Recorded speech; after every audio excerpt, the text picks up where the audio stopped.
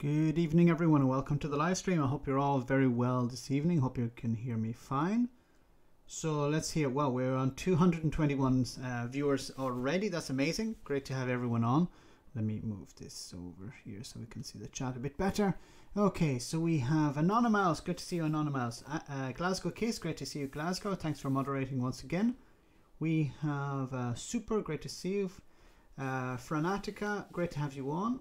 Well, we've received a super chat immediately as I just jumped on from Minnie. Thank you so much, Minnie. Good evening, Max. Feed those hamsters. I will indeed. Thank you so much, Minnie. Great. Very kind of you. Thanks so much for that super chat. Back to the top, we have Franata. The Crazy Harry Duck. Great to see both of you. Geek Town. Great to see you. We have Christian. Great to have you on again, Christian. Killer, great to have you on moderating once again. We have CJM, great to see you, CJ. Hope you're well. Jam Lily, great to see you. John O'Sullivan, great to have you on. Akis Mad, great to see you. Gene T, great to have you on. Gene T. We have Dano, great to see you, Dano. We have Conservator, great to see you, Conservator. Tommy Swayze, great to see you. Let me see, we have Brian S, great to see you, Brian. Who else have we got? Got some sort of notification from YouTube. I'm not sure what that's about. Conservator, great to see you, Conservator. Or maybe I already said hello to Conservator. Magister, great to see you. Fabs Play, great to have you on. E1 Wakef, great to see you.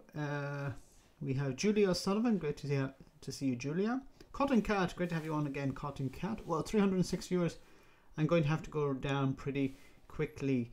Minnie, I just see Minnie's comment there. Great to have you on, Minnie.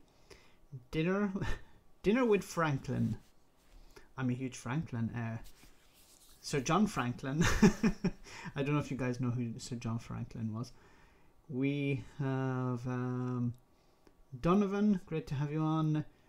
I have to go through the names pretty quickly, guys, because there's so many people on. Red Star. FSM is the dog. Great to have you on. Ryan. Big K. Tom, great to see you, Tom. Ed, great to have you on. Kendra, great to see you. Sean, great to see you on. Sean. Joe, great to have you on. Who else have we got? So many people I can't say hello to everyone. I'm afraid. As the channel gets bigger, unfortunately, I'm going to have less time to say hello to. I'd love to say hello to everyone, but we're over 300 viewers, so remember, guys, to smash that like button. I see Wee Scott's dog is on. Giorgio, John, Sugar Free is also on. Damn it, the thing hasn't updated again. So I have a new follower. Great to have a new follower. I thought I had updated all of these new icons. Oh, damn it. Okay, Reagan Elite, great to see you. And everyone else who's come on the stream tonight. I hope you're all very well. So many things to talk about. And Donald Trump is being impeached. Ministerian, great to see you on, Ministerian. For the loincloth calendar, may I suggest a loincloth is the official EU tartan. It covers what's necessary. Is that what you're implying? Thanks very much for that super chat. I want to read more of your comments before I jump into the main topic. We have Patis Bilba. Hello from Latvia. Great to have you on from Latvia. Hope everything is well there. Hope you're all very well over in Latvia. Love to visit Latvia sometime in the future. Iron Blaster UK. Which UK political party would you say you most relate to? Oh, that's a difficult question. When it came to Brexit, I would say the Liberal Democrats. But generally in policy, it would be probably the Labour Party. So, or the Greens, actually, the Green Party. So it'd be either the Green Party or the Labour Party. But when it came to Brexit, either the Green Party or the SNP. I meant to say I was thinking of in England, but The monster raving loony, the hamster part. No, it would be the SNP. The SNP cover green issues. They cover Brexit, of course. But I was thinking of parties in England. But if it's for the UK, of course, it will be the SNP because they cover everything that I care about. Max, have you heard that Brian Taylor Cohen?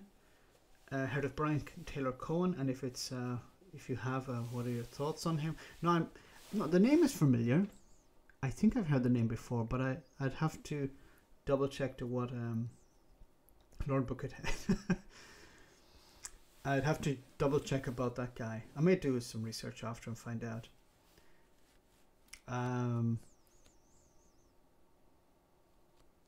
The Monster Raving Loony Party is I was actually following, when I was on Twitter before, I was following the Monster Raving Loony Party, and I told them, look, I'm sorry, you guys are obsolete at this stage because Boris Johnson has turned the Conservative Party into the Monster Raving Loony Party. The Monster Raving Loony Party's policies are more more mainstream than the Conservatives. No Lie podcast. Okay, I'll check that out. You're a bit quiet, Max. Let me see. Maybe my microphone is a little bit... I've turned it up to full, so maybe that's a bit better. I hope that's a bit better. Brian Taylor Cohen. I'll check out Brian Taylor Cohen. Bojo needs to go. Yes, Bojo definitely needs to go. We will see. Richard, great to see you on the stream. Hope you're well.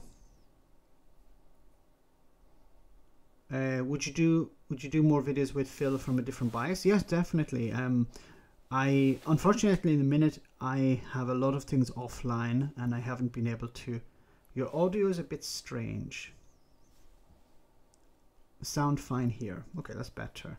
All right. I think I hope my microphone isn't broken because I'm in a very narrow room, and what happens is every time I move in and out of the room I hit against the microphone, and I'm afraid, I hope I'm not breaking it. I have an old table and I have a clamp to hold the microphone on, and I need to get a new table. I might go somewhere this week and get a new table, just something a bit smaller. I like this old table that we've had for a long time. Valerio, great to have you on the stream. I'm worried about Boris's words about the virus. So that's better now, Max. That's great. So I just turned up the volume on the microphone a bit. I'm very concerned about Boris's words. What the hell is he talking about? His audio isn't strange. He's Irish. I will get to a stage where I've been in Italy longer than I've been in Ireland, which would be really weird. No, I'm not there yet, but I will get to that stage. Valerio, thank you so much for that super chat. Thanks to Peter for that super chat. Live in the UK, but vote SNP.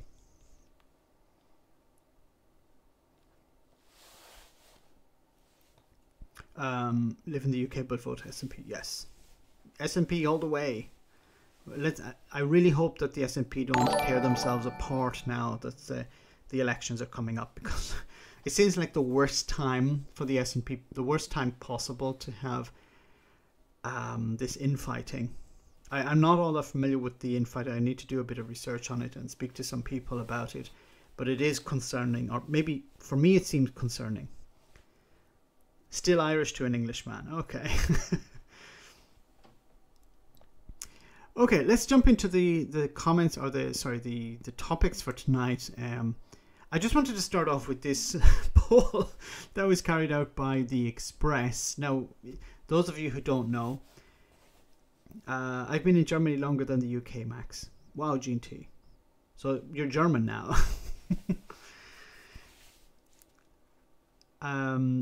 So if you're not familiar with the Express, it's a pro-Tory, pro-Brexit newspaper, and I've done a few reports on the Express. But this is a poll I can't click on this poll. This is just an image of the poll, but it was carried out by the Express today, where they asked, should Boris scrap Brexit deal and renegotiate EU rules, and 84% of the supporters on of the Express, or Brexit supporters, say yes, he should.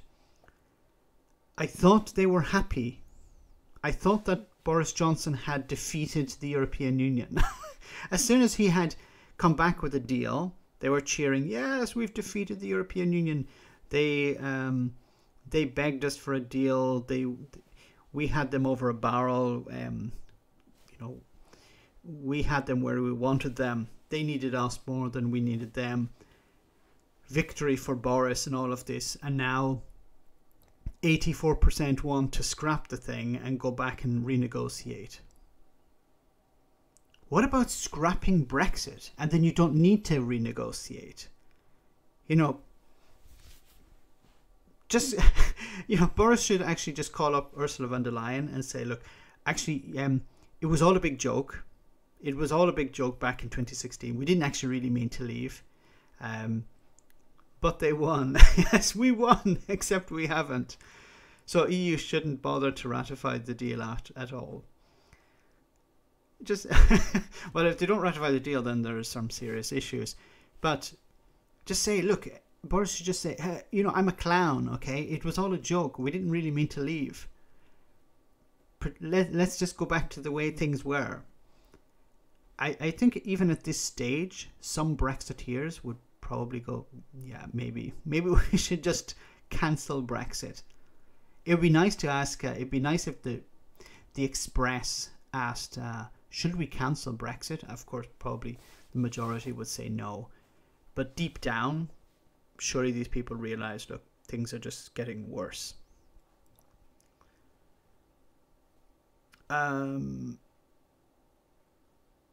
The troll number 1 says, I don't think the EU are going to push for the Oxford vaccine now that it's proven crap against the South African variant. I don't know if it's been proven crap against it. There are concerns about it. And the idea that the UK rushed forward with this vaccine could be concerning, because if it's not effective against the South African variant, we have to understand how widespread this South African variant is, and other variants as well.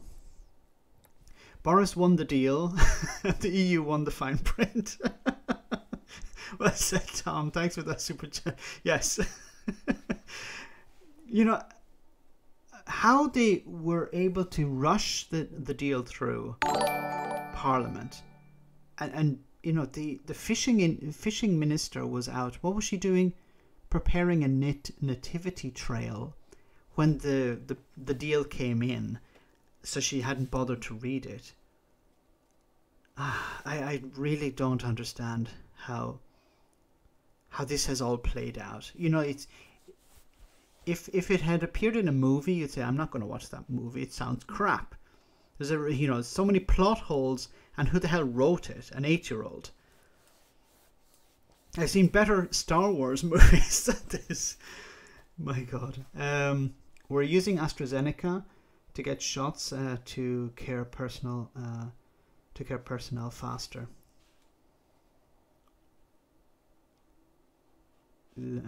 Thanks for that comment, Mark. I hope you're well. 60% less effective. That's not good. Tories and Leavers screaming their victory. EU guys are silent and enjoying to be in. Yeah, isn't it interesting that nobody's, the EU have not really complained about anything. There isn't really any concern. In the run up to the end of the transition period, the EU were saying, look, we're concerned about a deal or having no deal. We need to make sure that it's not going to damage trade. We need to put in place measures to help countries around the UK that would be affected by Brexit. And we're expecting, a bad outcome, and we've heard pretty much nothing. I've heard almost nothing on the EU side of the border when it comes to Brexit. Dr. Johan, thank you so much for that super chat. Hey you too. Hope you're well. Stay safe, my friend, because I know you're on the front line. FSM is the dog. A bozo bollocks to Brexit. I want to put that as I want that as a t-shirt. I'm going to ask somebody to make that into a t-shirt and I'll put it in the merch store. Bozo bollocks to Brexit. Although bozo, I can't really use the word bozo. It'd have to be bojo. I prefer bozo, but I think Bojo the Clan is copyright, so we can't use bozo. We have to use Bojo instead. I don't think Bojo is copyright, not yet, unless Boris Johnson is planning to copyright his name. Max read Tony Connolly's Twitter RT feed about the backlash from the EU members about Gove. Yes, I read a little bit about the backlash. I don't know if I read Tony Connolly's one, but yeah, they were not happy about it, and the EU countries, all of the member states, pretty much were saying, "What the f is he doing here?" Can I have my 10%? I don't understand that comment. EU did their homework on Brexit. The dog ate the UK's papers. But I was calling Bozo the Clan. Bozo the Clan. That's getting rounded. Bogart. The EU prepared, unlike some. But I was actually expecting some trouble in Ireland. There were, and at the very beginning, a few days into Brexit, there was some trouble in Ireland. But then what did they do? They turned around and started exporting directly and importing directly from the European Union. So avoiding the land bridge completely. And while I think it has put a certain amount of strain on the ferries, I haven't really read any reports into the ferry companies complaining about that. They've just put on more ferries, and the port, I think in Rosslare, is being upgraded at the moment. So they're putting in place the resources necessary to make this permanent. There was a report I was going to comment on about how Pembrokeshire want to close, not Pembrokeshire, Wales wants to close a number of ports and consolidate it all into one port, which would make sense going forward, because it won't be sustainable, it won't be feasible to keep a number of ports open. Unfortunately, that would mean many jobs would be lost, but it may save some of the industry. Darren, thank you so much for that super chat. Rushing the vaccine through meant AstraZeneca could not be sued because the UK accepted liability. But the UK has unindemnified itself against being sued. Oh my God. So that means that the UK could be sued in the future by, I don't know, people who've taken the vaccine or what, and it turns out not to be effective. Protect the company. Don't protect the state. Wow, thanks for that comment, Darren. That's extremely interesting. John Coleman, thank you so much for that super chat as well. What Boris Johnson knows or cares about Ireland could be written on the back of a stamp with a green crayon. Yeah, I was listening to who was I listening to today? It was James O'Brien. I was listening to James O'Brien. He was taking a call from Belfast or Northern Ireland. I'm not sure. No, somewhere in Northern Ireland. And the caller was talking about how Boris Johnson doesn't really know Northern Ireland. He doesn't know Ireland. He doesn't know the border. He didn't know about the border at the time during the negotiations for the withdrawal agreement. How Boris Johnson had no understanding of Northern Ireland or the DUP or any of anything that's happening on the island of Ireland. Artemis, great to have you on the stream. Hope you're well. Good to see you. What's the coincidence? I mentioned James O'Brien, and Artemis appears. Hear nothing here in France either. Nobody's bothering about the UK at all. Somehow managed over half of my life without needing squared beans. Squared beans.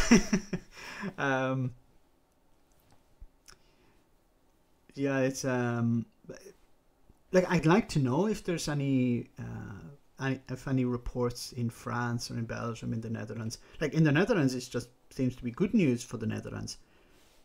Companies are setting up, warehouses are full in the Netherlands because many businesses in the UK just are trying to ship everything over and then sell it. There was a Brexiteer who, maybe actually see it in this, let me check. It could actually be in this thread. There was a ridiculous comment. Where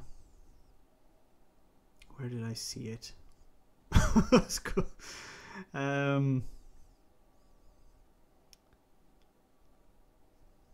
No, I don't see it here at all. There was a comment by a Brexiteer about it was about the companies moving to the EU to set up in the EU. You know, the British government had told companies, look, this, you know, Brexit red tape is a bit of a problem. You know how you can get around it? Go and open an office in the EU. And this Brexiteer was saying, oh, why don't they move to Northern Ireland?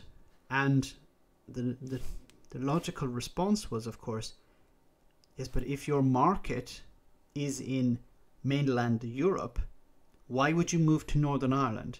You're still going to have to transport goods across the sea.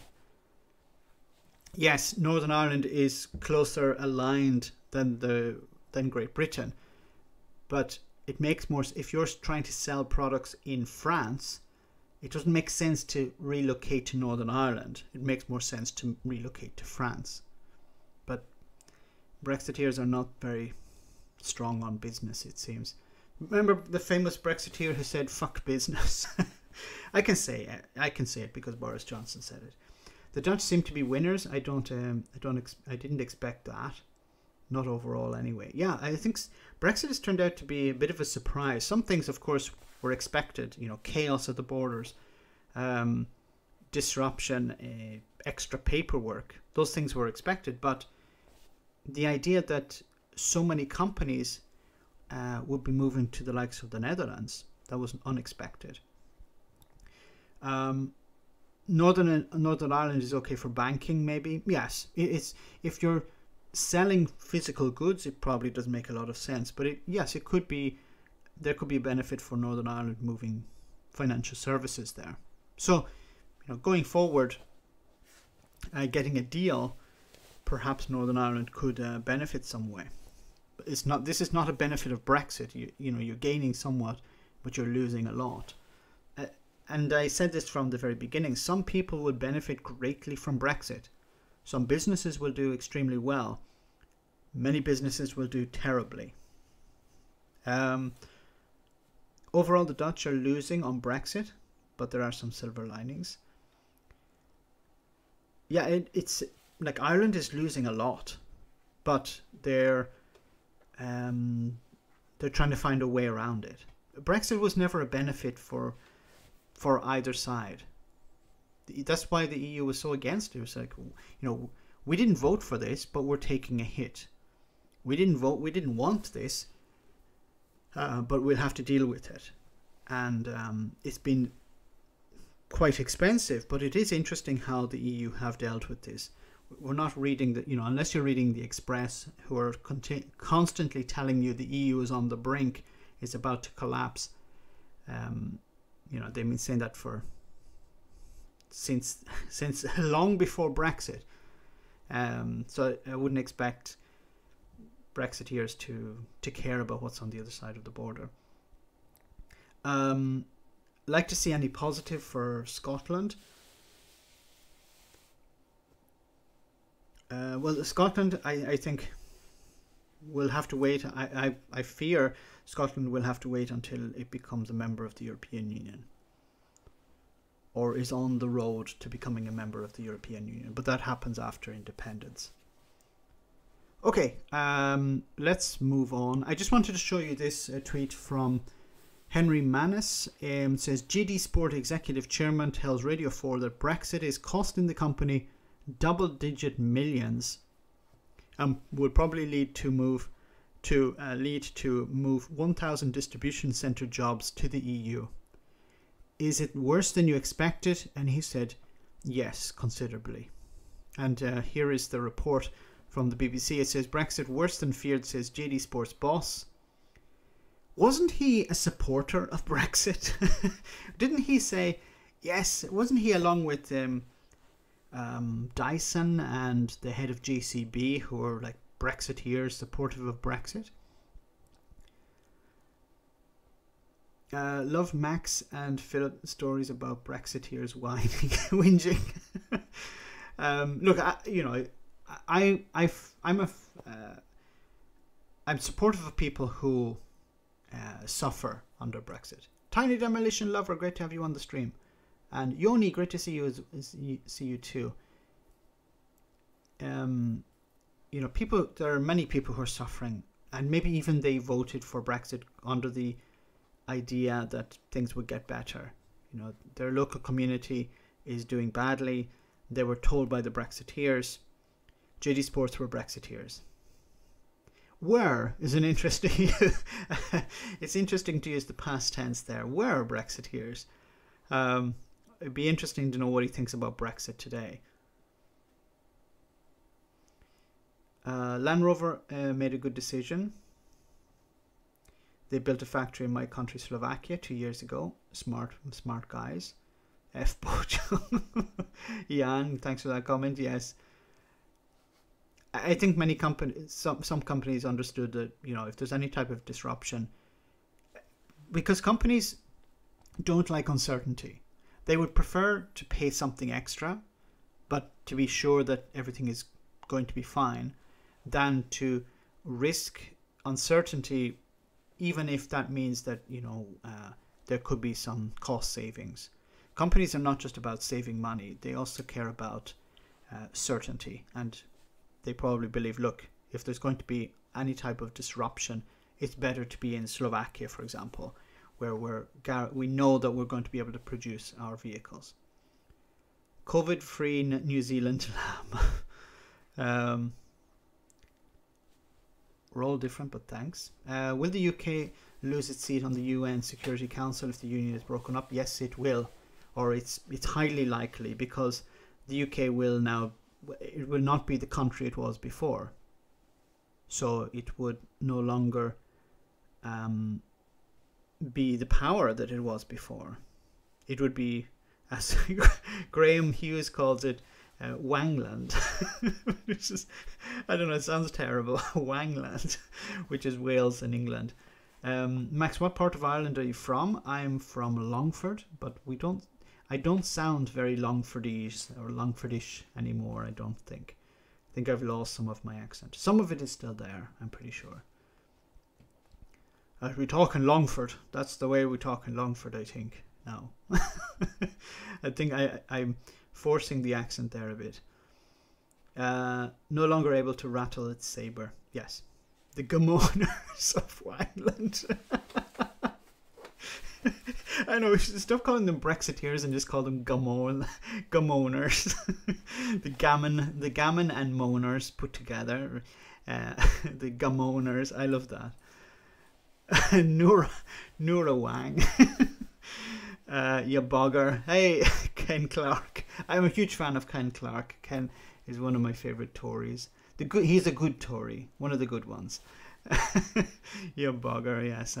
Unfortunately, you can take the man out of the bog, but you can't take the bog out of the man, as they say. Hi from Derry. Great to have you on, Brian. Great to see you. Hope all is well up there. Your accent sounds like it's from Dublin. You're lucky to your Longford accent. Brexit langers. Yes. I know I'm going off topic. I think my stream is going to evolve into something like Graham Hughes's. Of course, Graham is much better at comedy than I would ever be. But good Tory is an oxymoron, Max. Yes. Oh, what was I going to say? I have something. Now I just get distracted. It was about the gum owners. I don't remember. I've lost my train of thought. I'm more your ilk than Ken Clark. I remember when Ken Clark was very unpopular. Greetings from North Kerry. Great. So many Irish on tonight. That's great. Hope you're all very well over there. Buggers are alright, yes. They're harmless old devils, as we say. What the F is Nigel in all of this? Yeah, where the hell is Nigel Farage? He's actually making environmental videos. I received a notification. I'm subscribed because, you know, something may pop up and it might be worth responding to. But he's doing nature videos. Well, not exactly nature videos. He's talking about the environment. We need to look after the environment, and we need to maintain the seas and respect nature. And he was doing a video some time ago about the government chopping down trees in his local area. I was like, what the F? What the hell is he talking about? Like, is he really, you know, throwing something against the wall and hoping it will stick? You know, he's so desperate for attention. Mary Finnegan, great to have you on from Galway. I love Galway. Mrs. Max is in love with Galway too, and Donegal.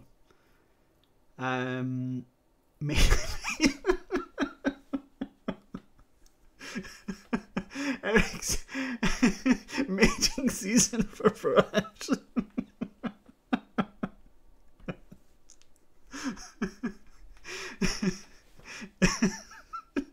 They come out at night and they make a gammony mating call.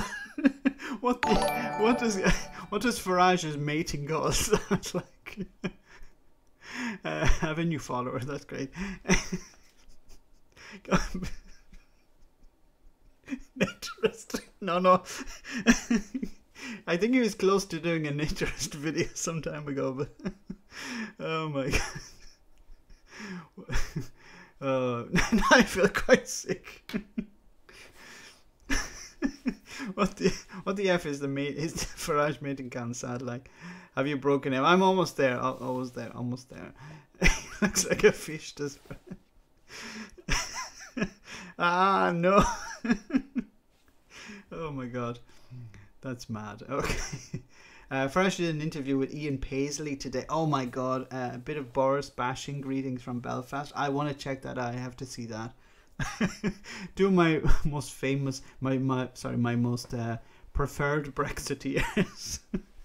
Nigel Farage and Ian Paisley. Those people turned the gammon, the gammonia up to 11, so they do. Environment video from a man who caused countless lorry parks to replace wood. Yes, I was talking about the woods. He was saying that the National Trust were cutting down trees because, wait to hear this, because they were getting in people's way, and people couldn't maintain social distancing, and in order to maintain social distancing, they had to cut a load of trees down. And I was actually going to do a response to that, and I was like, that's a very weird reason. He was saying, yeah, it's all part of this, COVID thing that he sort of believes and sort of not believes at the same time. You know the way Nigel is, doesn't want to commit too much to one side. And I did like 5 minutes research. I said, why are people cutting down trees in this area? And it turns out there's a fungus that's attacking the trees. I think it's attacking a particular breed of tree. Maybe it was ash or something like that. And the National Trust they cut down something like 50,000 trees because they were affected by this fungus. And that's the reason. And he was even saying, like, when he was doing his video, you can check out the video from some time ago. He was like on a path, and he was like listen to them chopping, like cutting down the trees in the distance. Now, maybe it was still on the path, but if it was on the path, wouldn't he have just walked up to where they were cutting the tree? But he didn't. You know, it's a bit like when he was saying in the past about, oh, look at all these immigrants come across the sea. Or when he was interviewing people who said, look at them crossing the beach, and nobody actually bothered to like take any film footage or anything like that. Take out your phone and take a picture. Like, couldn't Nigel have gone up to where these people were chopping the trees and took a video? They made a video or took a picture. He could have, you know, smeared out their face or something, but you could hear some cutting in the distance, which probably meant that they were cutting trees off the path, and he couldn't be bothered to go over. But that was really weird. You can find the video on his channel if you're really that interested. Anyway, this is GD Sports. So it says here, Peter Cowgill, chairman of GD Sports, said that the red tape and delays in shipping goods to mainland Europe meant double-digit millions in extra costs. He told the BBC JD Sports may open in an EU-based distribution centre to ease the problems, which would mean creating jobs overseas and not in the UK. So this guy voted for Brexit. Isn't he French or something? Nigel Farage. Well, Farage, I don't know. He's a weird one because he doesn't mind being called Farage. He doesn't mind being called Farage. Amazon is in region, or as in warehouse. I'm not sure about that. The government said it was providing business with support. Yeah, but they're still moving. Is it support to leave? Mr. Cowgill's criticism echoes those from exporters and importers across the UK. The new UK-EU trade rules came into operation on the 1st of January, but since then there have been growing concern from businesses as diverse as seafood exporters from Scotland and food suppliers shipping products to Northern Ireland. Mr. Cowgill told the BBC's World at One that there were no true free trade deals with the EU. It depends on what you call a free trade deal. Like Boris Johnson called it a free trade deal because goods that JD Sports imports from East Asia incur tariffs because of and then they go into the stores across Europe. He said, I actually think this is not properly thought out. All the spin that was put on it being a free trade and free movement has not been the reality. Yes, but because this is related to origin, place of origin or country of origin issues. Goods coming into the UK that are not completely made in the UK cannot be sold on without a tariff. Can't get away from that. Sorry. If you are making them in the UK, then they would be tariff free, as far as I know. Surely he would have known that. See, I've said this before. Brexiteers didn't know what Brexit was, but they voted for it anyway. And they continued to defend it right up, and some of them are still defending it, but the ones who realised, oh, it was crap, were defending it right up to the last moment. And they were saying, yeah, I knew what I voted for. But surely you didn't know what you were voting for if you realised that this is all, you can't say, this is good, no, this is bad, but I knew what I was voting for. Then why would you vote for something that you knew was bad? QA Library, great to have you on the stream. Hope you're well. Anyway, bizarre. He's saying, yeah, this is all very bizarre. Sure, you would have known that. Opening a big warehouse distribution centre in mainland Europe would make a lot of economic sense, he said. He estimated such a facility would employ about 1,000 people. So if it's probably in the Netherlands, the Dutch government are going, yeah, Brexit is a huge success for us. That's I'm not saying that these are thousands of jobs that would have been created in the UK, because, you know, you're not gaining it. Like the status quo would just mean that you wouldn't lose jobs, you wouldn't gain any either. But Brexit is causing jobs to be lost, because the distribution center is going to be. Sorry, what the hell did I say before? let me take a step back. If things had remained as they were, if Brexit didn't happen, those people who are working in the distribution center would still be working in the distribution center. Now, the distribution center will be downsized, not eliminated, but downsized, and a new one will be created in the Netherlands or in France or in Germany or wherever they plan to build it. He also warned that the UK needed a complete overhaul of business rates and rents if the high street were to survive. It's basically economics, he said. Bricks and mortar retail is becoming uneconomic. Yes and no. So I think there are two things here. First of all, he wants, this is part of the disaster capitalism surrounding Brexit. As I said before, some people are going to make a lot of money out of this. High street stores are closing, also because of COVID. And this means that rents will drop, and if rents drop, many businesses will just, property owners will just sell off their property because it becomes unviable. And this means somebody is able to buy it really cheaply and convert it into apartments or convert it into something else. So somebody will take a hit and somebody will buy it all up very cheaply. And the same with businesses. Many businesses will go to the wall, and other companies will come in, swoop in and buy them up cheaply, sell off their assets and sell off parts of the company and make a quick profit out of all of it. And of course people will lose their jobs and they'll be forced onto universal credit and all of that. Yay, Brexit. Success. All this winning. Winning for some people. Yes, let's remember that. I've got bloody look for work. Duke Vengeance. No, I don't understand. I'm on Brexit horn. On a Brexit horn. I love this channel. Yay, Kevin Hayes. Great to have you on. Hope you're well. Anyway, wow, 622 viewers. Smash that like button, guys. Let's move on. No, this is about... So I want to move... No, there was another thing I wanted to talk about with Brexit.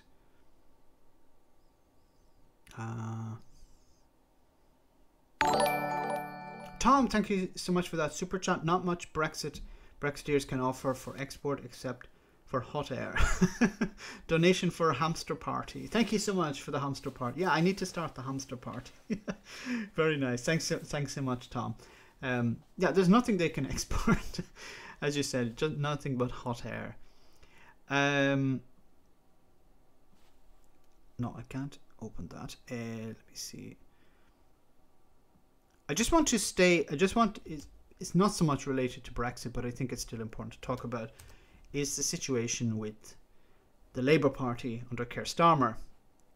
It says here, Starmer says Labour has made a step in right direction despite poll struggles. So what the F is going on here? So Boris Johnson and the Tories are maintaining about 40% support in the polls. So there are over 115,000 people dead because of Boris Johnson's take it on the chin and, let's go around shaking hands with people and we don't need to go into a lockdown. This sort of rhetoric. 115,000 people dead because of that.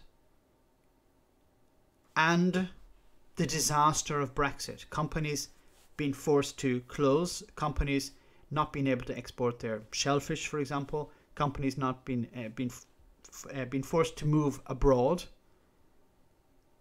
because they've been told by the British government, just move abroad. It's better. But we're going to have to cut jobs. Yeah, well, who cares? They're only poor people. They wouldn't vote for us anyway. Or unless it was for Brexit, but that's done, so we don't really care about these people anymore. So you would think the Labour Party would be making hay. The Labour Party would be doing really well. they're not. So it says recent polls put Labour 3 points behind the Tories. Now, the Labour Party were actually leading the Tories at one stage, and now they're back to 3 points behind. Now, I would put some of this down to 115,000 people dead equals Conservatives +1 in polls. Yes, Celtic Sean. I really don't understand that. Well, no, I do understand a bit. People like you guys on the stream and people like myself care about politics. We care about policies. We care about what politicians do and what they don't do. Unfortunately, most people, most of the general public, don't care about that. They're very whimsical. They just hear, oh, new vaccines, great. Look at Boris Johnson in a lab coat. Yeah, he's cosplaying as a mad scientist, but yeah, but he's, you know, he's one of us. He's a man of the people. Man of the people who went to a private school and is on £150,000 a year and complains about it. You know, man of the people. Okay. And because there's some positive news about vaccines, that they automatically associate that the Tories are doing, associate that with the Tories doing something right. It's unbelievable how dead people can't vote, no. But it's unbelievable how people will just listen to, oh, okay, Boris is happy, that must mean things are good, okay, I'll vote for Boris.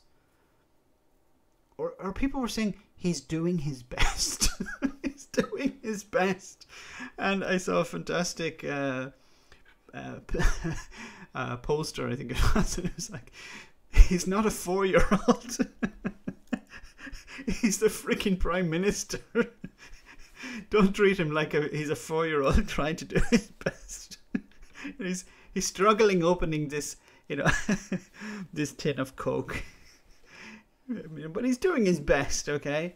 150,000 people dead. He's doing his best. Vote communist. There isn't a communist party running, as far as I know, in the UK. I think the closest you get is socialist, but wonder how many of Bojo's children gone to Eton School. All of them.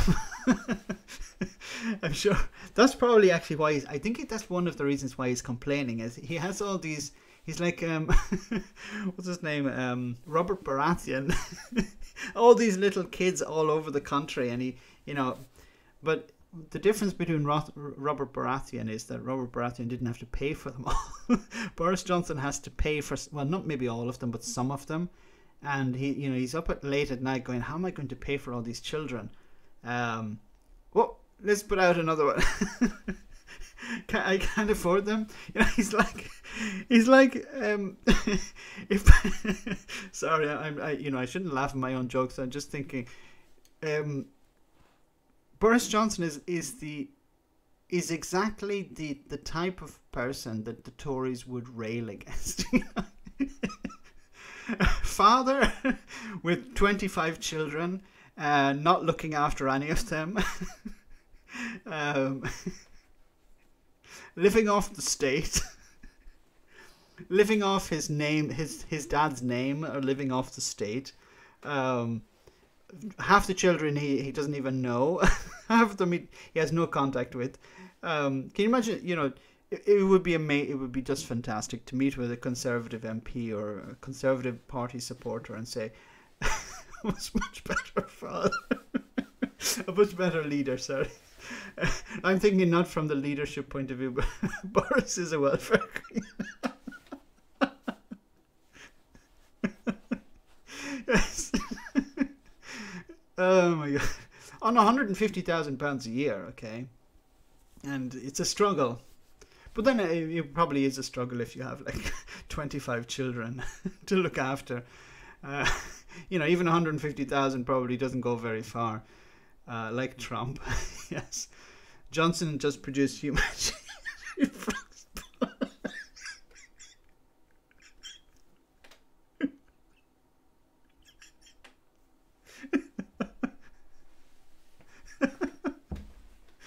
Oh my god, I'm broken down. Darren, that image is going to stay with me forever.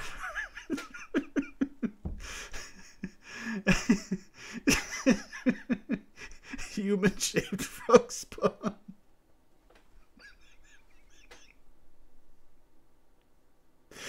Oh my god.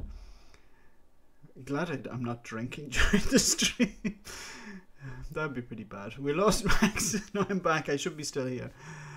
Deep breath, deep breath. Are you okay, Max? No, the image. Boris Johnson laying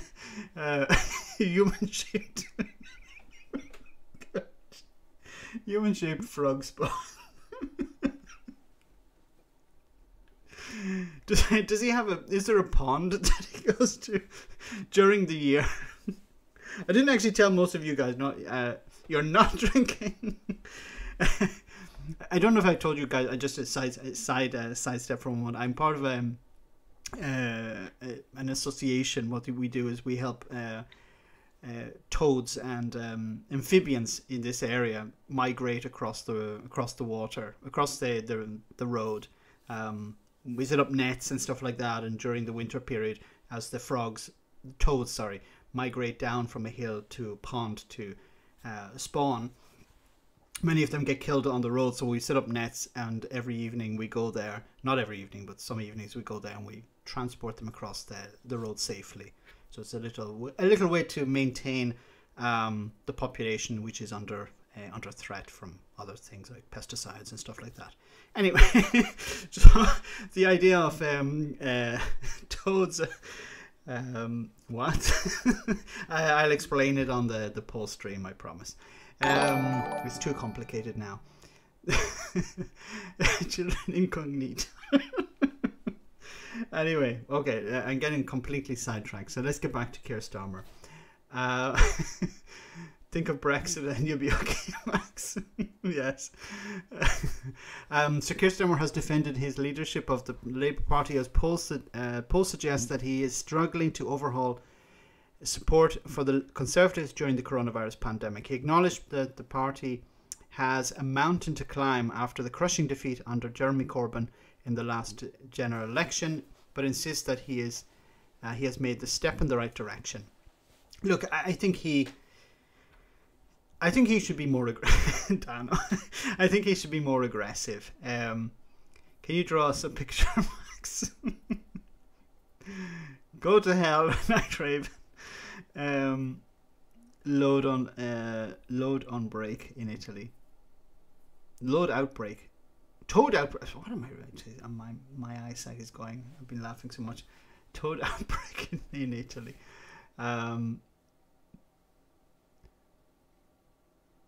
What are you laughing at? It's irritating. I'm sorry.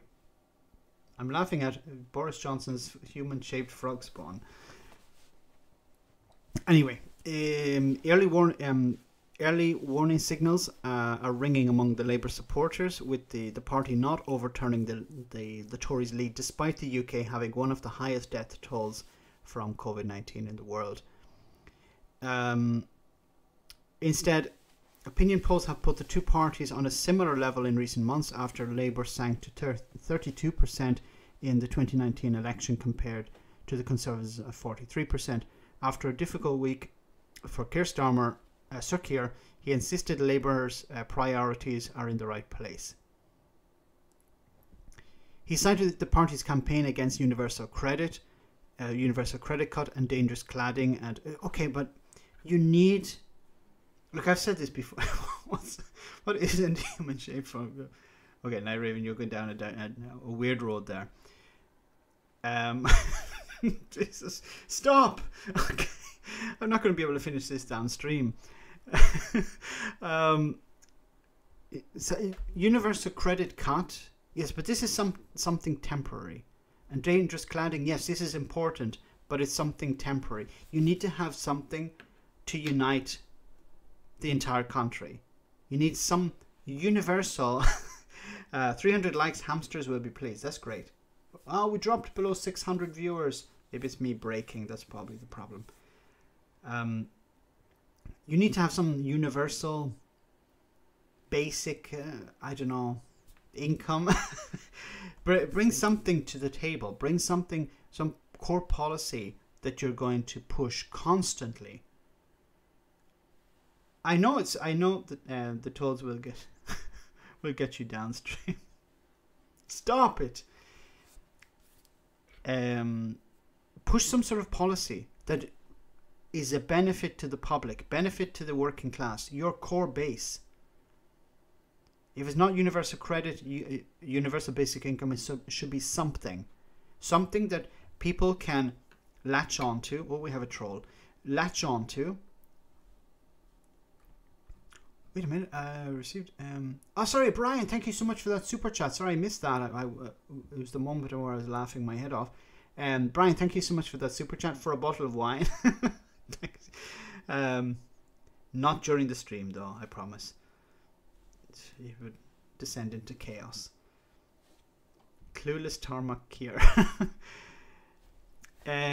Well, we hear some of the... So, in a pub in Torrock, after a visit to Basildon town centre, Sir Keir told reporters we're now getting into a position where on the polls we're about even. So that's a step in the right direction. But people need some motivation to come out and vote for you. It's one thing is people say, yeah, I'll vote for the Labour Party. But you can't base it on, we're against Boris Johnson, we're against the Tories. You need to convince people of something to vote for.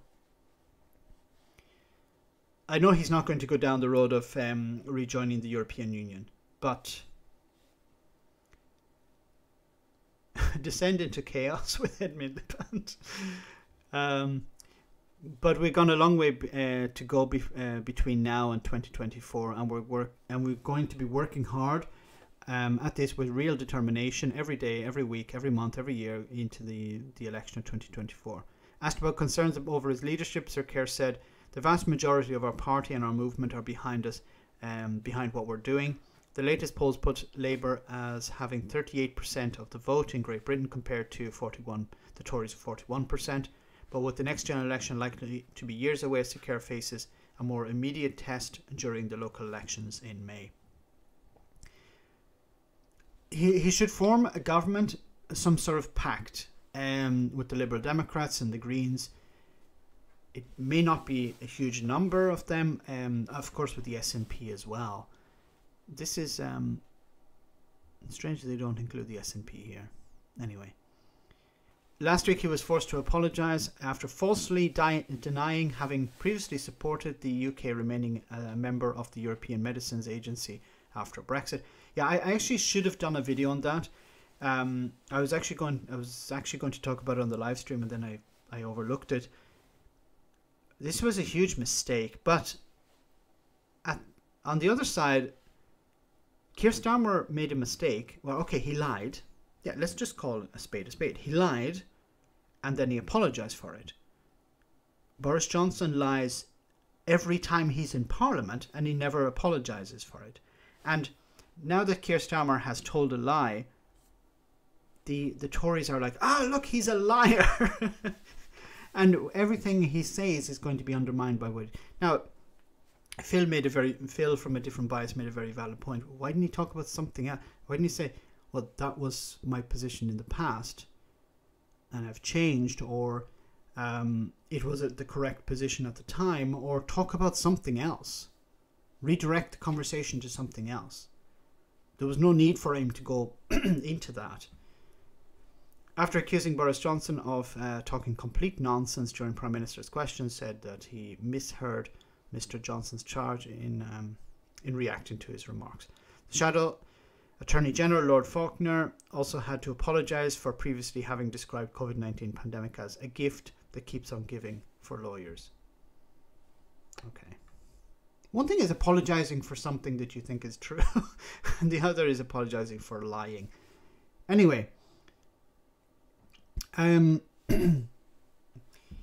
remaining with Brexit, it says here, British meat processors set up shop in EU as Brexit hammers exports. And look, once again, this is just another example of companies moving production abroad because of Brexit. Kevin Slims, thank you so much for that super chat. Did you see the Daniel Caron documentary by the BBC? Kilhan document? No, I haven't seen it. I must check it out. Thanks for that. Let me take a note of that. You know, with my old reliable pen and paper. No high-tech stuff here.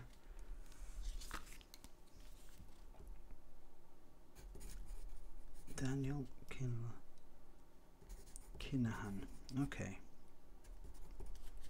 BBC. I will check that out. Thanks very much for that suggestion. There's so many things I need to read at the moment, and I just don't. I don't have the chance to do it, but I will try to. Remaining with Brexit. Yes. Real. Yes. Okay. Let's move on. I want to talk now about. Well, no. Let's have a little break. So, actually, this isn't. Some people find this funny. I find it a little bit sad, but let's see it anyway. But this is Michael Gove in the past. Michael Gove had a few things to say about Scotland. Michael Gove is from Scotland. He's a Brexiteer. This is a recording of him some years ago where he made some comments about the Scots.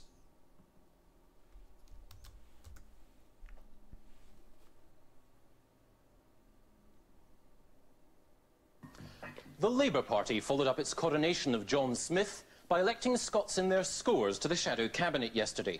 Tartan hasn't been so popular since roller mania. But despite Gordon Brown's resemblance to Woody, the intention hasn't been to recapture the fervour inspired by the Bay City Rollers, but to capitalise on the supposedly Scottish virtues of caution, prudence and sobriety. Labour think that they can benefit from the public perception of the Scot as a capable professional, like Dr. Finlay administering homespun wisdom with the penicillin, or Hudson the butler running a tight ship in the Bellamy household and upstairs downstairs. And of course there's always the imaginatively named Scotty, the Aberdonian engineer on the Starship Enterprise. All these cardboard cutout Scots conform to our image of ourselves, industrious, trusted and ingenious. But they're all at least 20 years out of date. If we Scots could see ourselves as others see us, then we'd see this. For most English people, the Scot is an unattractive creature. Most Scots in London are not professionals. They're not in journalism, the law or in business, but in the London underground, begging. Get away! They're handicapped only by the impenetrability of their accent. The Scots' ability to wheedle money out of the English isn't restricted to drunks on the embankment. Drunks in Westminster have shown they're good at it too. A Scot rarely opens his mouth in Parliament without simultaneously extending an outstretched palm. Labour may have got it wrong in choosing John Smith. I like him because he looks like my dad. But when the English hear his passionate appeal for a redistribution of wealth, they'll do what they always do when they hear a Scotsman ask for money. Walk away. Ooh, not very nice. Okay. That's Michael Gove telling us about the Scots. Rabsy Nesbitt. That Drabsy Gove. Very good. Can't take it anymore. Please stop. No, I've stopped it now. Yes, he is a bit of a twat. Is that Gove? Yes, that is Michael Gove from 1992. Somebody said, was he actually young? Yes. Mr. Cringy. Okay, so I want to move on to the pandemic, and I talked about the restrictions at the border, which didn't make any sense to me. I hope I haven't offended people with that video. It was actually suggested to me by a Scot. Okay, so don't shoot the messenger. I think it's important for people to understand exactly what Michael Gove is really like. He also wrote about the Good Friday Agreement as being one of the worst things since the appeasement to the Nazis. That's Michael Gove. Okay. He doesn't like peace in Northern Ireland either. So this report from the Express and Star, it says travellers face £1,750 bill for quarantine hotels. Sorry. Matt Hancock told the comments that 16 hotels have been contracted for the program, which begins on Monday. Why now?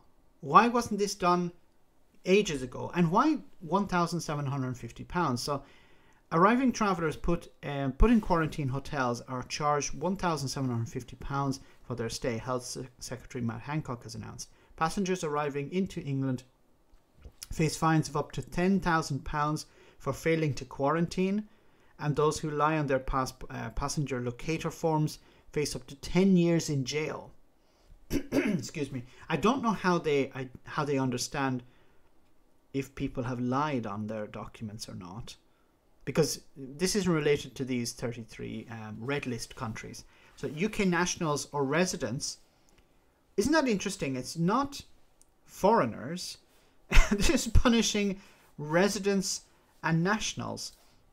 So UK nationals or residents returning to England from a 33 red list countries will be required to spend 10 days in a government designated hotel.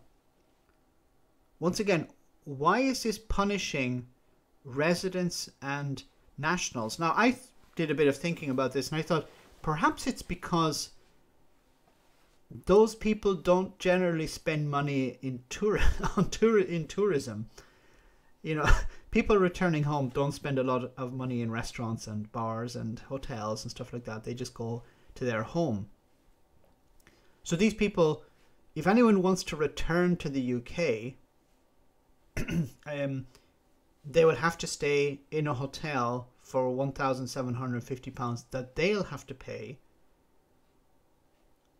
So don't come home is the answer, is the request, I imagine. So UK nationals returning will spend 10 days in a government designated hotel. The Scottish Government said this approach is not sufficient, so it's requiring all international travellers arriving into Scotland to stay in a quarantined hotel. No international flights are currently operating to Wales or Northern Ireland. So you can fly into the UK, you can fly into England, sorry, and if you do, you'll be asked to isolate. But if you're British, not offended by you showing it, but he offended me. Thanks for that super chat, Ian. I think you know, people in the past may have said things that were offensive. They can try to make amends for that, but Michael Gove is not that type of person. Michael Gove does not say, "Oh, look, you know, the things I said in the past, excuse me, I didn't really mean them," or "I'm sorry I said it," or "it was, you know, something that I shouldn't have said." But he's not that type of person. He would actually deny saying it. You know, even if he showed it to me, he said, "No, that's not me." That's Michael Gove. Thanks very much for that super chat, Ian. I think more and more Scots should actually see it. So I want to show you this clip from Matt Hancock telling us about about this thing. But once again, I don't understand. I'd like to open this up to you guys. Like, why is this for UK residents and nationals and not for international ones? Why is it British people have to stay in hotels at a cost of £1,750? And for example, if I were to go to the UK, I wouldn't have to do that. Is it because the government are hoping that I would spend money in bars and restaurants and things like that? Al, thank you so much for that super chat. I use Saxoprint in the UK to get bespoke packaging printed. They used to print and ship from the UK. Now their printing plant is in Germany for my orders. So they've already moved the production to Germany. I think that's what. Thanks again for that super chat, Al. This is really sad as well, because many businesses in the UK, small businesses, they won't be able to just up sticks and move to Germany or move to a country in the European Union or move some of their production. Larger companies, yes, they just say, look, we're not going to do it from the UK. I know Saxoprint, I know another printer that did T-shirts and things like that. They were operating in the UK as well. I think they've already moved some of their production to Estonia, I think it was, but I'm not sure. Anyway, let's hear what Matt Hancock had to say. We're setting up a new system of hotel quarantine for UK and Irish residents who've been in red list countries in the last 10 days. In short, this means that any returning residents from these countries will have to quarantine in an assigned hotel room for 10 days from the time of arrival. Before they travel, they'll have to book through an online platform and pay for a quarantine package costing £1,750 for an individual travelling alone, which includes the hotel, transport and testing. This booking system will go live on Thursday, when we'll also publish the full detailed guidance. Passengers will only be able to enter the UK through a small number of ports that currently account for the vast majority of passenger arrivals. When they arrive, they'll be escorted to a designated hotel, which will be closed to guests who aren't quarantining for 10 days or for longer if they test positive for COVID-19 during their stay. We've contracted 16 hotels for an initial 4,600 rooms, and we will secure more as they are needed. People will need to remain in their rooms and of course will not be allowed to mix with other guests, and there'll be visible security in place to ensure compliance alongside necessary support, so even as we protect public health, we can look after the people in our care. Okay, but so these are people from the UK, originally from the UK, returning. So they're going to be picked up and tested to see if they have a new variant. FFS just closed the border, yes, but see, closing the border would mean that you wouldn't be able to study these new variants. This is my interpretation of all of this, because just close the border, but they don't close the border. Why don't they close the border? It can't be really to save tourism, because tourism is already on its knees, unless there is some tourism still being salvaged from all of this. But I still don't see, for example, here in Italy where I live, the airport is closed. It's been closed since last April, March, April. I don't remember exactly the date, and I'm not sure when it's going to reopen. So the amount of air traffic is extremely low, I think, at the moment. I don't actually know what's happening in how much traffic is air traffic is, going into the UK at the moment. But as we've seen, Wales and Northern Ireland international flights are cancelled. Tom, thanks for coming on the stream. Thanks once again for all of your support. Good night, hamsters. Good night. They say good night to you, Tom. COVID isn't Pokemon. We don't need to catch them all. Art of code, yes, well said. It seems to be. Look, I hate to go down these rabbit holes but it seems to be almost like Boris Johnson and Matt Hancock want people to come into the country so they can find out if there are new variants. They can find out if there are new variants by testing these people and developing new vaccines. And then what? Is it about, look, we have the vaccines, now we can sell them? Is this what it's about? I hope I'm wrong here, but that's extremely dangerous, and that would be playing with people's lives.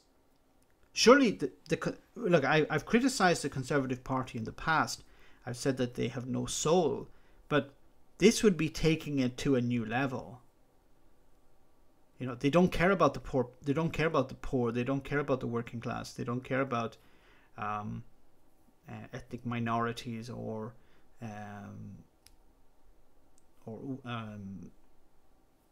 anyone.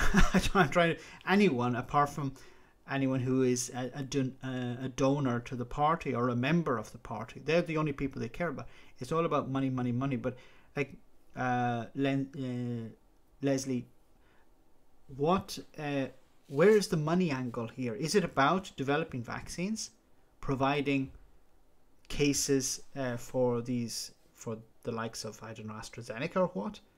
I really don't want to go down this road. It seems like I don't want to be one of these tinfoil hat people.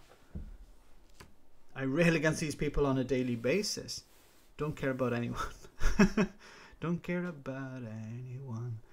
Anyway, I just want to go on about, so in more good news, we have this article from The Guardian. It says mutation of Kent COVID variant discovered in Manchester. So Kent has not done, Kent is, I know the People's Republic of Kent are taking out their frustrations on Manchester, it seems.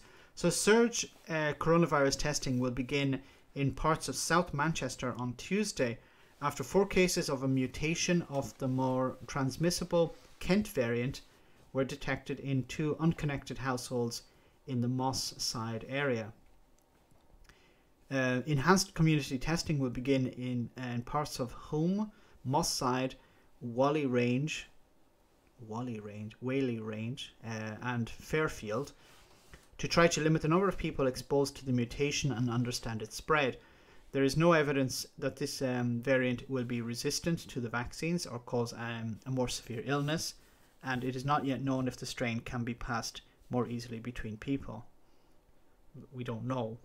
More than 10,000 tests have been supplied to the community, Manchester City Council said. Additional testing sites will be set up in the area to enable anyone over the age of 16 who lives, works or studies in the designated area to get a test as quickly as possible. No appointment will be needed, and testing will also be made available for people who work in the area and do not necessarily live there.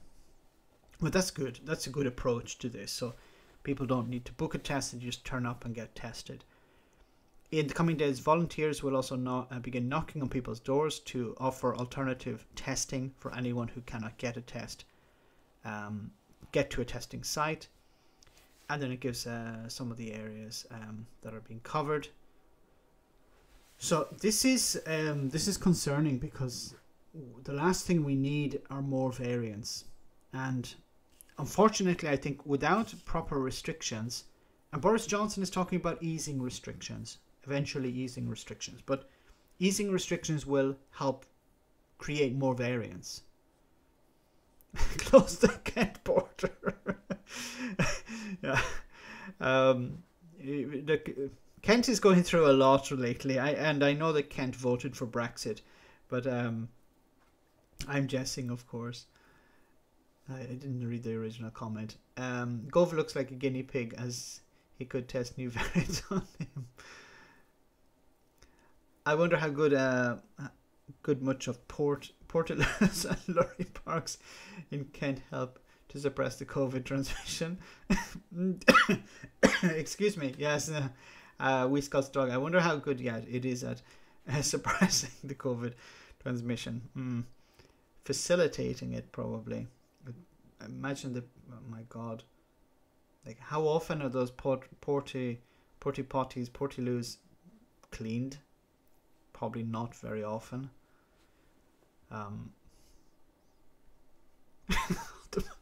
Are the brown cliffs of Dover not enough? A serious chat is reserved for discourse up, and you see there, yes. Hey, this is serious.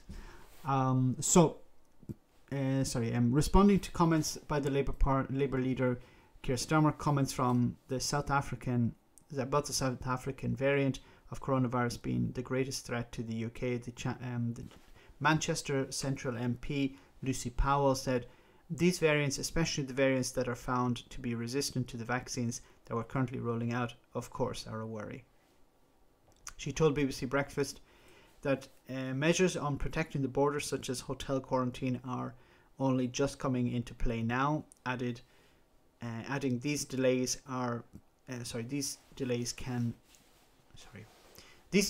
we can ill afford, because it's now the new variant takes sees in this country from other countries. Surge testing is already in place in 12 other parts of England, including Sefton in Merseyside, and Middleston in Kent, amid fears that the new variants could spread. Yes, I think the new variants are a real concern, because while at the moment they're quite limited, if they're not maintained correctly, if they're not held under, if there's no control over them, they're going to spread like wildfire. And if the vaccine is not sufficiently effective against it, then we're in serious trouble. Anyway, let's move on.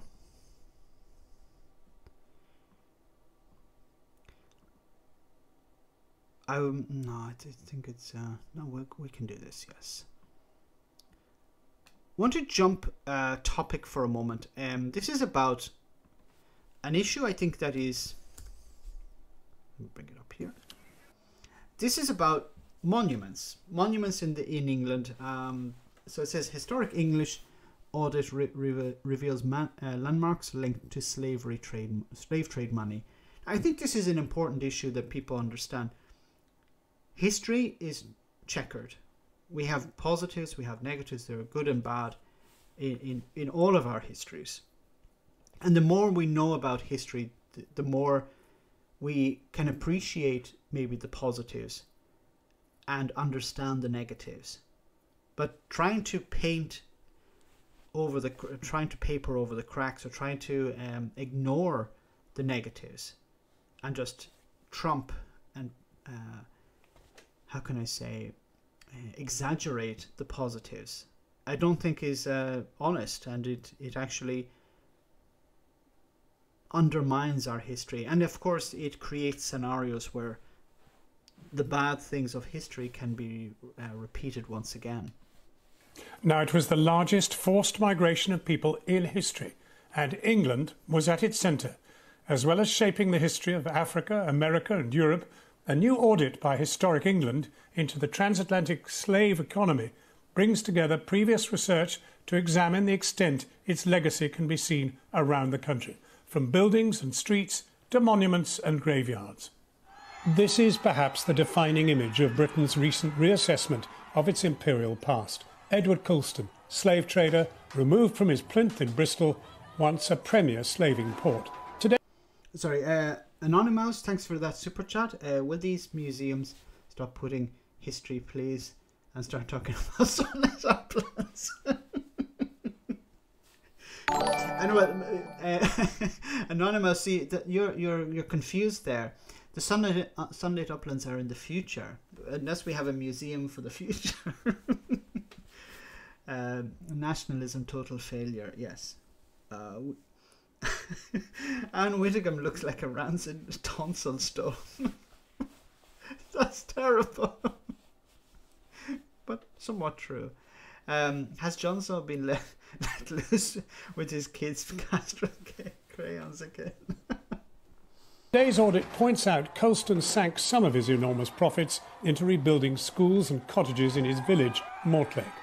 Such patronage was common from prominent figures who had benefited from slavery, such as William Gladstone and Francis Drake, to less well-known characters such as Sir Godfrey Webster Vassall, who renovated Battle Abbey, part of it used by a school. According to... Now, look, I think there are different ways of looking at this, but many of these people gave money to charity, or set up trusts, or set up or built museums or galleries or whatever.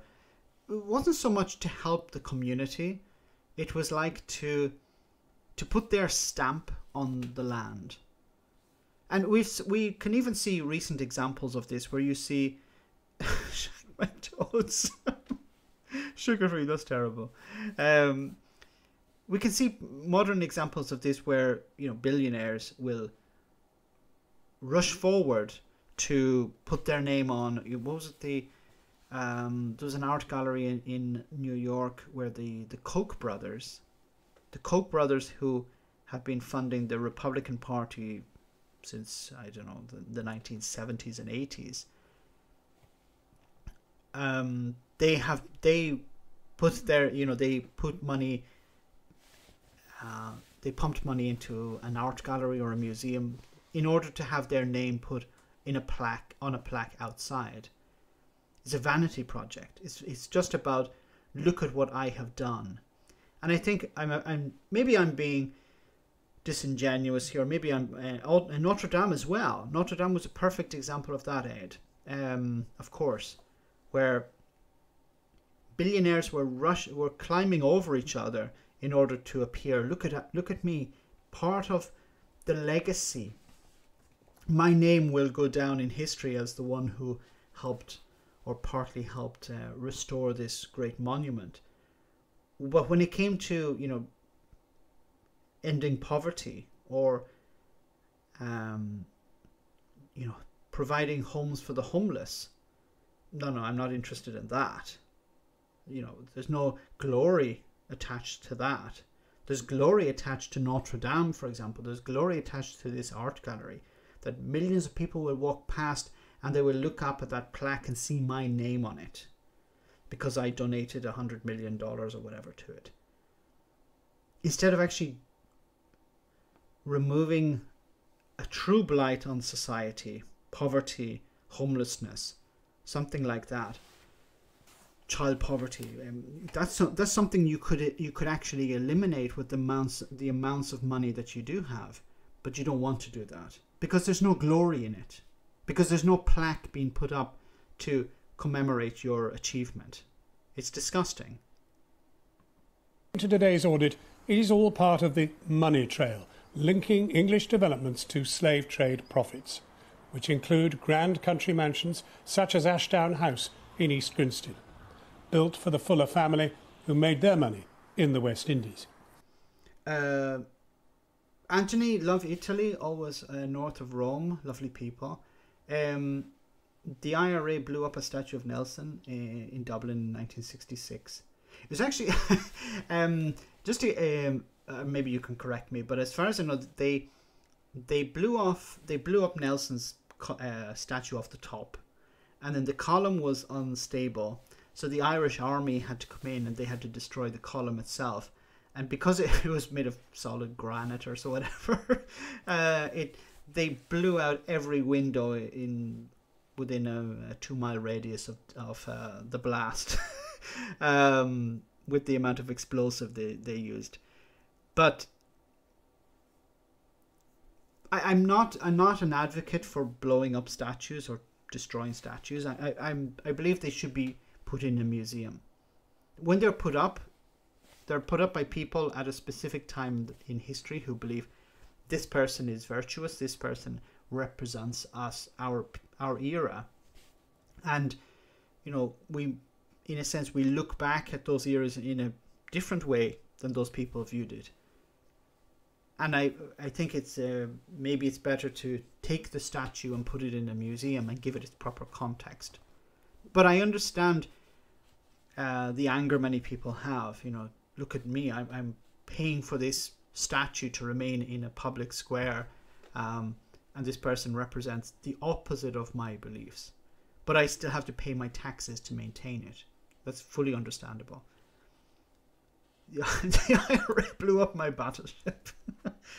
Put them in a slavery museum. Yes, I'm not against the people tearing down the statue. I understand their anger, and I understand, but I believe it's better to take the statue. Even the statue that was torn down, it was thrown in the canal or in the sea. Take it out. As far as I know, they've taken it out. Put it in a museum and leave it intact. Don't clean it or take something from it, because that's part of the history as well. If there's graffiti on it, give that graffiti its context. And it isn't just buildings. Wealth from slavery transformed architecture, design, sculpture, and highlights the impact the fortunes from slavery had on building up some of the UK's halls, farms, pubs, and parish churches. Not to mention the very foundation of the financial system, the Bank of England itself. What is wrong with this information? Why are the Conservative Party so angry about this? Dad's army blew up my red passport. The Brexiteers blew up my passport. Anonymous, thank you so much for that super chat. The statue in Bristol was put up 100 years after he died. they tried to change the text below and was blocked. They had no chance putting in a museum. They had no chance of putting it in a museum. Yeah, I think it was the problem was the council. So people had petitioned the council to take it down, and the council had ignored them, on many occasions. So this is, once again, the video clip or the sound bite is not enough to understand the entire context, and we need to dig a bit deeper. And unfortunately, those who want to push a particular agenda, the right wing, will say, look at these hooligans, look at these the great unwashed coming to tear down this beautiful statue that has stood since, this man was feeding the poor and building these great monuments to a Great Britain. So much misinformation or lack of it. Most of it is not so much lying, it's about not including a lot of things. That's where we have to do our own research. Council blocked it, yeah. This great information, but Channel 4 is one of the greatest channels there are. They so much better than the BBC, I'm sorry to say. The BBC are good when it comes to non-political topics like history, particular history, nature, things like that, music. But when it comes to politics, and history of course is full of politics, they are lacking, or they try to avoid controversial issues. Underpin the developing transatlantic slavery economy. Well, earlier I spoke to the historian and broadcaster David Olusoga, the author of Black and British, A Forgotten History. I began by suggesting this report had been brought into sharp relief by the downing of the statue of Edward Colston in Bristol last summer. Well, this was commissioned before Edward Colston's statue was toppled. And I think that shows that what's happening here is that the work of history has just suddenly been put into the public eye. These reports come out from time to time. Work is done on slavery and other issues, the work of servants, women's history all the time. And for the most part, it's ignored by everyone else other than historians. It's now become a political issue because of the events of last summer. But in a strange way, it's also been very politicised. I mean, you have a government minister, Robert Jenrick, who simply dismissed the people who brought it down as a baying mob. Well, I think some of that's dog whistle politics. What's happening is that centuries of ignoring aspects of British history that we are uncomfortable with has come to an end. A generation who are comfortable and who want to confront these, admittedly difficult aspects of our history. Sorry, QA Library says it was not until April 2010 that it was illegal to own a slave in the UK. Wow. If you were anyone else, I would say, are you sure? But because it's QA Library, he knows everything. Wow, that's mind-blowing. Are demanding to do so. And now that statue in Bristol should have come down decades ago, because there'd been a campaign that was decades long for that statue to be peacefully brought down. There are many different perspectives on this, not least those who are descended from slavery themselves and may need a way to remember it, if not certainly by those statues. Well, statues aren't the mechanism by which we learn history. We learn history through books, through what we learn at school, through television programs. This is a moment... I agree 100%. A statue is too limited. There's so much... It represents one individual. It can be something beautiful. It can be a wonderful there can be a bit of a message behind a statue, depending on the statue, of course. But it's not a way to learn history. It's, of course, much better through literature and even documentaries. Where Britain is going through a process. Nice guitar collection. Yes. And very nice book collection as well. Where a chapter of our history that was deliberately excluded is now being rediscovered and put back in place. And almost everyone I've ever met who's the descendant of enslaved people has been campaigning and calling for this process for as long as I can remember. This is not something that is going to challenge or undermine the role, the understanding of slavery in our history. This is how we put the story back in. None of this should be a surprise to us. Britain was the dominant player in the slave trade in the North Atlantic from 1640 to 1807. Over 3 million enslaved Africans sent into slavery on British ships. That wealth, that enormous wealth from the slave trade, from plantation slavery, and from all the other associated trades, that spread all over the country, and it was invested. It's not any surprise that the trace of that wealth should be there today. It only feels surprising because we've suppressed this history for so many decades. We have to embrace this. We have to understand it and embrace it and live with it. And it's like if you have a member of your, you had an ancestor who murdered someone, or who had stolen something, or who had run a country into the ground or something like that. You are in a sense impacted by that. You can try to ignore it. You can try to shout down anyone who tries to point it out.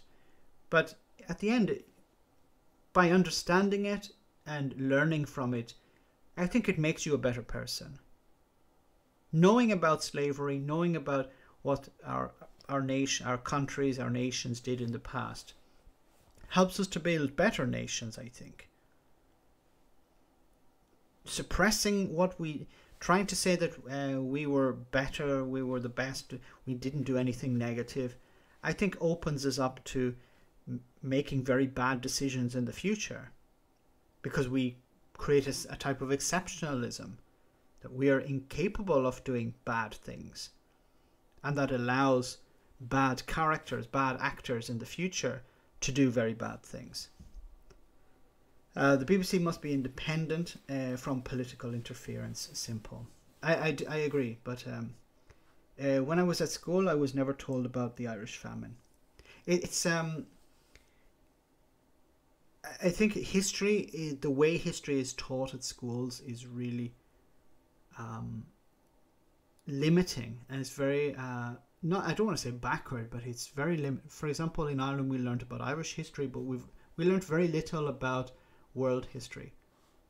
I remember the French Revolution was covered in a number of 2 or 3 pages in a book, in our history book at school.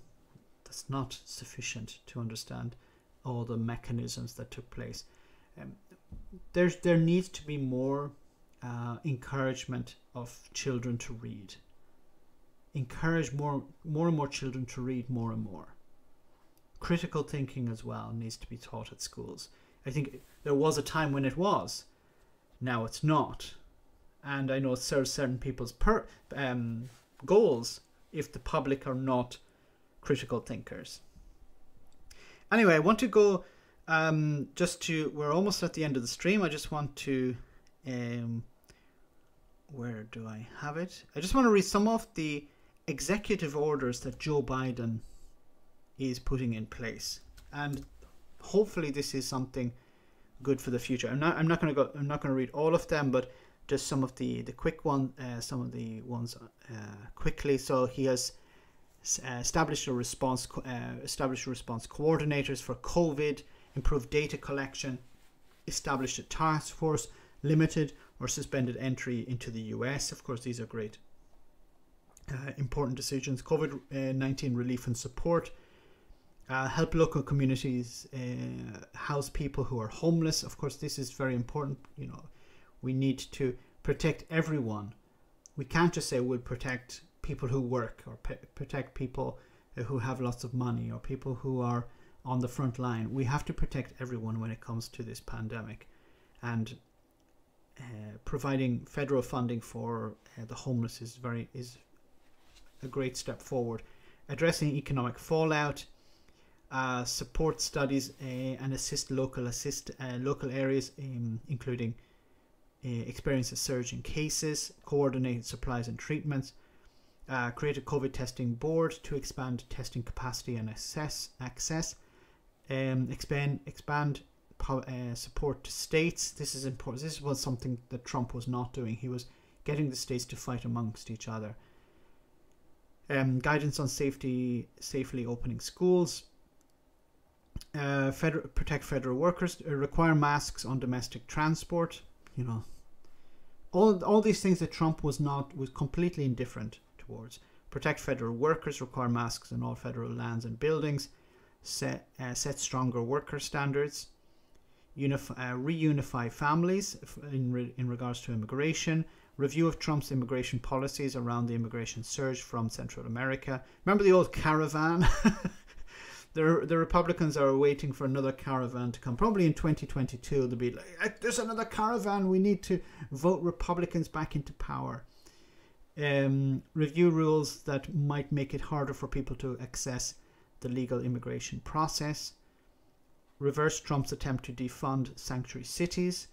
End construction of the border wall. This is, I think I did a video about this before, but it covered it on a live stream, sorry. The border wall is not something, it's not immediately a good idea to cancel, because contractors have contracts with the government. So it makes sense to freeze the border wall and then work out an agreement with these contractors, like to compensate them or whatever, and say, look, we're not building this thing, but we're going to compensate you, so that they don't turn around and sue the federal government. Reaffirm protections for people brought to the US as children without documentation. So this is part of the DACA agreement. Extend a program that protects Liberian immigrants. End Trump's travel ban. The environment rejoined the Paris Climate Agreement. Well done. Reverse an array of Trump policies. Civil rights. Reverse. So there are many executive orders that Joe Biden has signed. I wasn't actually expecting Joe Biden to jump so quickly, to jump into this immediately. I thought he was going to be a bit more like Obama, test the water a bit, try this, try that. If it doesn't work, well, don't push it too much. I think he's acting quite radically, and that's to be welcomed. You need to undo a huge amount of the damage that Donald Trump has done, and you need to do it quickly. You have the momentum at this moment. Use it. Don't let it run out. And I think he's doing the right thing.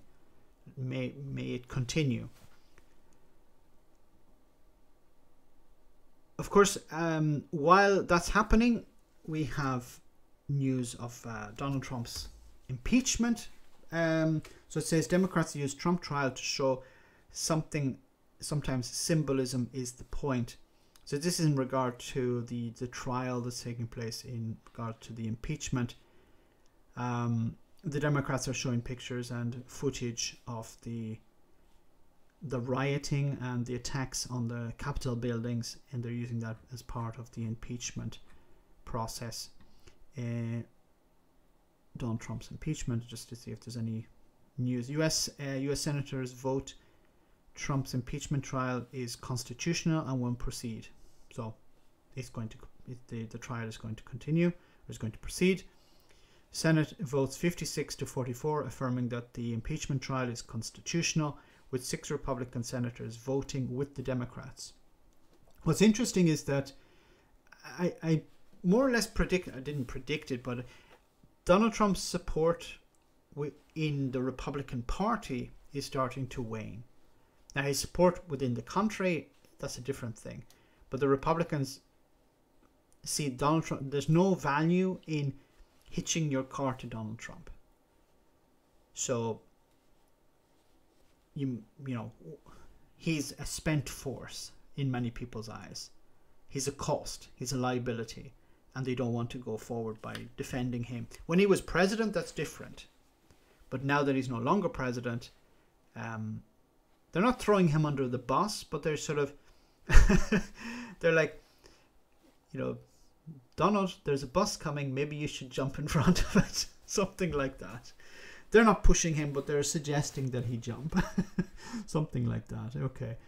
Anyway, guys, so we're towards the end of the stream. I just want to say a massive thank you to everyone who's come on the stream tonight. Thank you so much. So many people. I think it was over 600 viewers tonight. That's amazing. So many people smashing that like button. Before we go, of course, we have our one for the road, but Ted Cruz is hooked for life on Trump. Ted Cruz is the guy who didn't have a beard, then grew a beard for some mysterious reason. Weird guy.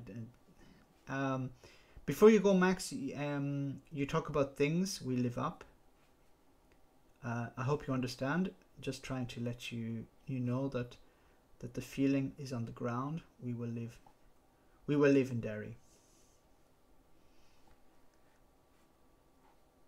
I hope everything is going to be fine in Northern Ireland. I'm really concerned about Northern Ireland at the moment, the North, because the DUP are playing with fire.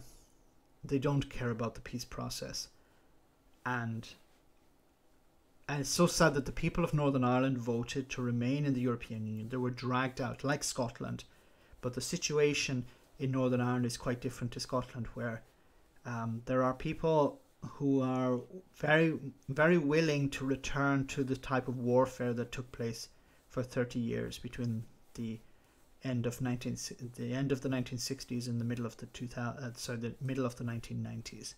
I'm very concerned about that.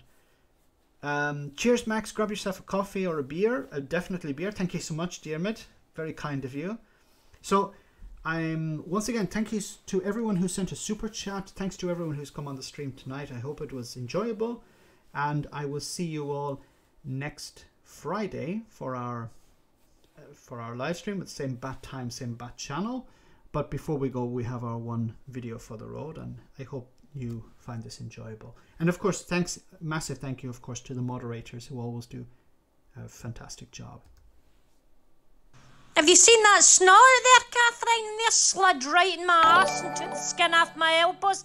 These fucking shoes were a definite mistake. Fucking hell. I'm going to go sledging later. Right, everybody, it's central Scotland and across lots of Scotland has got really heavy snow, and there's big snow bombs in the sky, so I want you all to keep an eye on each other.